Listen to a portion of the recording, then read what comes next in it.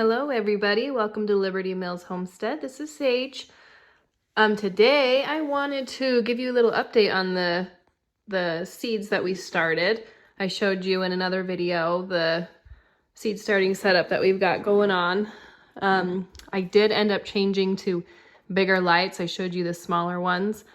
These were like $15 at Walmart, so they weren't that expensive, but I did change to those ones. It was just easier to keep them hung, and my other ones didn't have a chain, so this one I can now raise up higher as they get bigger. But I just wanted to show you the updates that we've got going on. So my flower tray has really taken off. As you can see, the cosmos are super tall. It's been about a week. Everything is starting to sprout, so these ones just shot up within probably a couple days. And so I wanted to pull the top tray off because they were about to touch the top lid. And so I wanted to pull that off to give them some circulation and not make sure they didn't get any rot and die. But everything else was starting to come up, so I went ahead and took that lid off. My sweet peas I've actually never grown sweet peas. I don't know if they transplant well, so this was just kind of a trial. They haven't done anything yet, but I do have some that I just want to plant in the garden this spring, and we'll just see if they do better just straight up outside. But so I just wanted to give you an update. My dahlias are doing well. I've never grown dahlias from seed either. I've actually never even had any dahlias in my yard, so hopefully these will turn into some tubers that I can save at the end of the season, and I can dig up and we can replant them in the spring, and I don't have to buy them because they can get pretty costly. The snapdragons are also starting to take off. They're tiny, but they'll get there. And then the calendula, this is actually seed that I saved a couple years ago when last year we didn't have our garden, and so this year I was able to use those seeds from 2 years ago, and they're still doing well. This one hasn't sprouted yet, but these ones have, and looks like I'll have to slowly take the seed pod off. Some of them have little seed pods that you can take off. You don't want them to dry on there because it can damage the seedling. So you just got to be very careful. It's easiest to get your hands wet, even with saliva. That can help get them off, or just water. And if it looks like it's coming off pretty easily, you don't have to get your hands wet. But so then the cosmos, it's my white and my picotee. This one will be pink, but those ones really did explode. And then this is a zinnia. I wasn't sure what type of zinnia it was.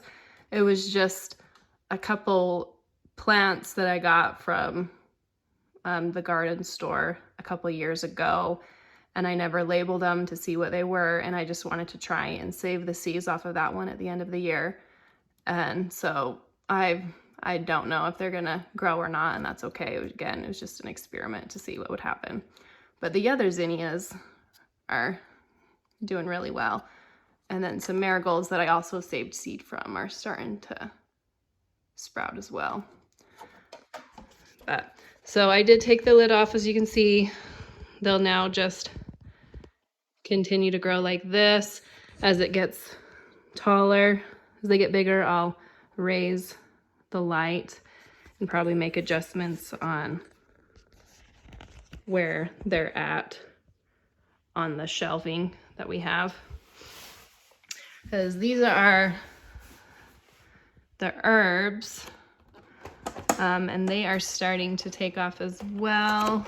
Let's take the lid completely off without, hopefully, without taking any of my labels off. So it got pretty wet. That dripped pretty well, but so it stays with the lid on. It stays pretty humid in there. As you can see, this is really wet. I have only watered it one time at the very beginning, and it's still really wet in there. And so you don't need to water it too much if you keep the lids on, but then when you take the lids off, you want to keep an eye on them and keep them watered. So I'll probably water these ones today. There's a couple dry spots, but not too much water. So lemongrass, these are all plants that I've actually never started from seed. And so I'm really excited that these are doing pretty well. The lemongrass, I heard it needs to be pretty humid, but it's doing great. That dome just worked. The kale hasn't done anything yet. I know they like the cold, but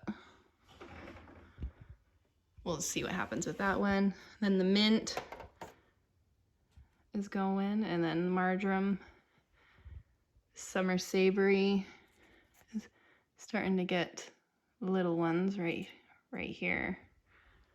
Then the basils, I got multiple basils. My holy basil has not seen anything yet, which I love.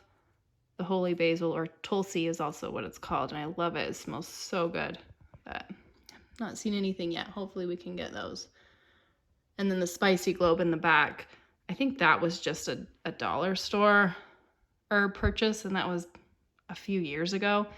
So I'm not sure if those seeds are still good, but if they grow, then that would be great. But if not, it's no big deal. And some oregano. And then this is fenugreek back here. And that one really took off quick too. One of the first ones in here to start sprouting. And the thyme looks good. I'm hoping to put these in a perennial herb garden and flower garden, and those will be good ground cover as well as edible. And parsley, there's one parsley. We'll see what happens with the parsley.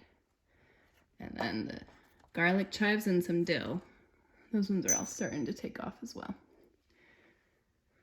But so this one, I'll probably leave the dome on for a couple more days, let them get a little bigger, and then take it off. But just keep an eye on it to see what happens.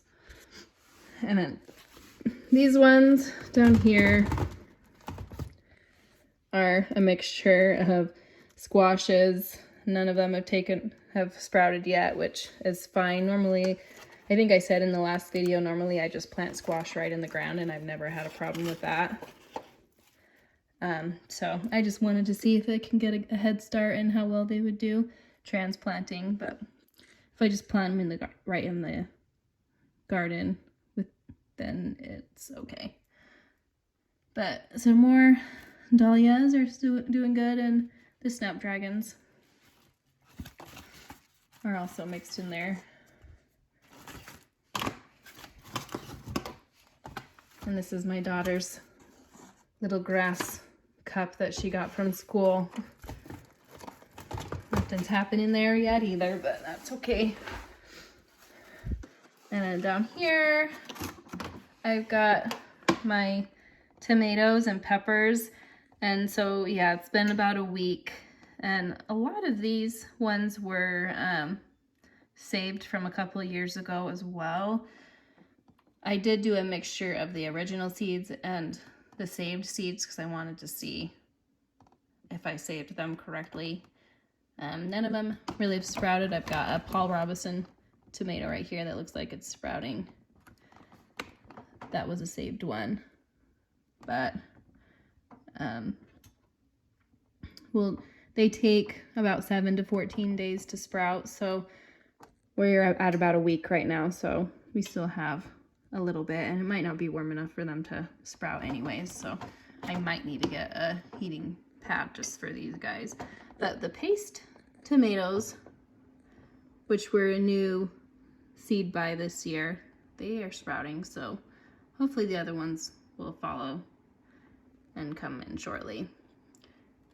But I've got tomatillos, and then some ground cherries and cucumbers. Those ones are not going quite yet. But the onions over here, let me see if I can get that.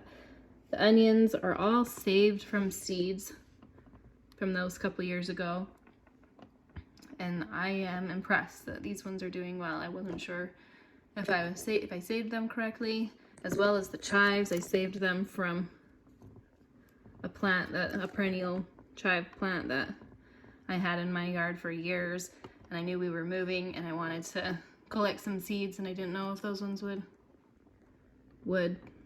do well or sprout if I did it correctly, but they're going and it's looking great. And so I'm excited to have a lot of chives and a perennial garden, as well as planting it in just the vegetable garden, because I think those will do well to help deter some pests.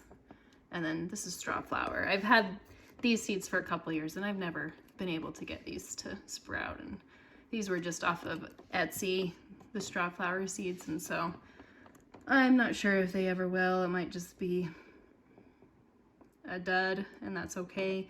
I'll probably try and get some another time and see what happens with them, because I do think they're really pretty, but we'll see what happens. But yeah, so I just wanted to give you an update on that. Up here, I just planted, this was just a couple days ago, some Rudbeckia or black-eyed Susans, and they're not gonna sprout for a while. They say it needs like 20 days, so I probably won't see anything for a bit. But with these ones, I am super happy with.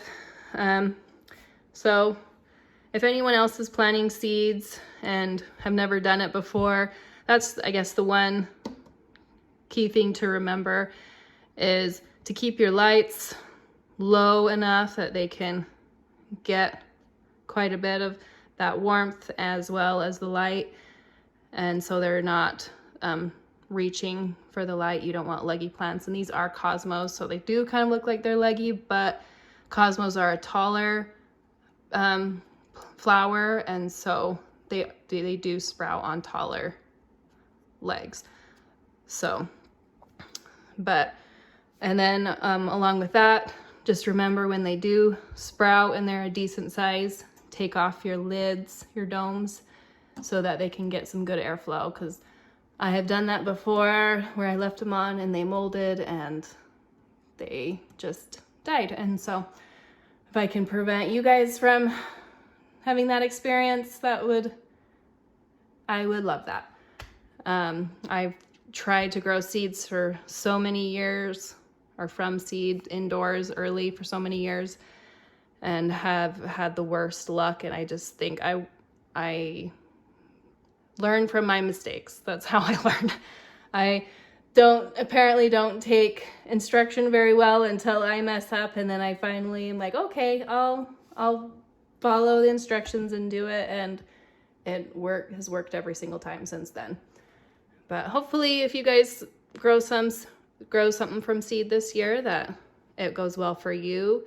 And let me know if you have any advice for me, or if what you're growing this year. I'd love to hear about it.